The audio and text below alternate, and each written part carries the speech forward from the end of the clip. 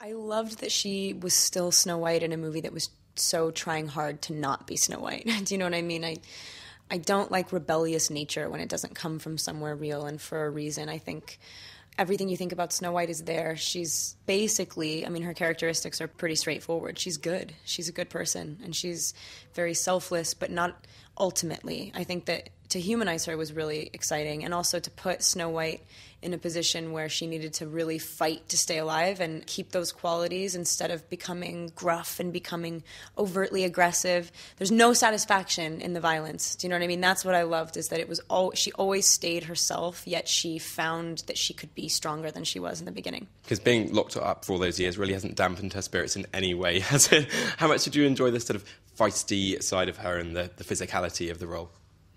I love pushing myself physically, and there are rare opportunities, for girls to do that.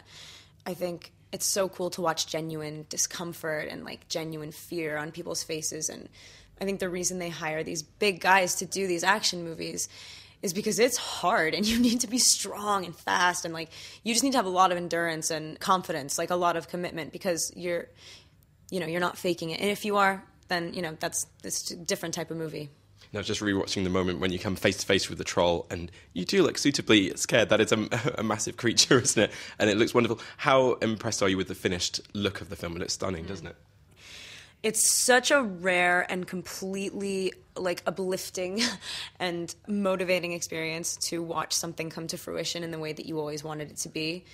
I mean, this movie's really, the story is very simple, it's basic, it's very fundamental. If the world that it lives in does not breathe like the story, you don't have what I wanted to sign on for. And Rupert has the darkness and the darkness to make the light so beautiful that it's still Snow White. You know what I mean? It's not like just dark. It's wretched and disgusting and scary, but then it's so beautiful. And I think it's like a basic, awesome representation of the world. So like cliche, but it's true. And there's such a gorgeous contrast in colour palettes there, isn't there, in the movie?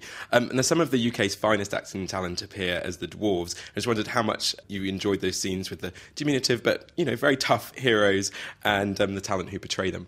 Watching those guys try to one-up each other was the coolest thing in the world. And knowing that they actually really loved this project so much, it was really cute to see guys that are really intimidating, and not just because they're the greatest actors of our time. They're scary. These dwarves are definitely not what you expect them to be, and yet at the same time they love each other and they have a lot of fun with each other, and they're actually one thing in the movie that is really, really funny. Very much so. And Snow White was shot at Pinewood and various locations throughout England and Wales. I just wondered, besides obvious lovely weather, what do you particularly enjoy about spending time in the UK? Well, I'm from Los Angeles, and so that's like I love LA. I think California is a really beautiful place to live, but it's very isolated, and that's what I'm used to. You're either in your car or your house, or then you have to if you're going to go somewhere, you have to decide exactly where you're going. You're going to drive there. People live in the city here. You live in your city, like amongst everyone. I've not spent too much time on location in cities. It's always been like, out in the middle of nowhere. So it was nice to really live here for like 6 months. It was cool.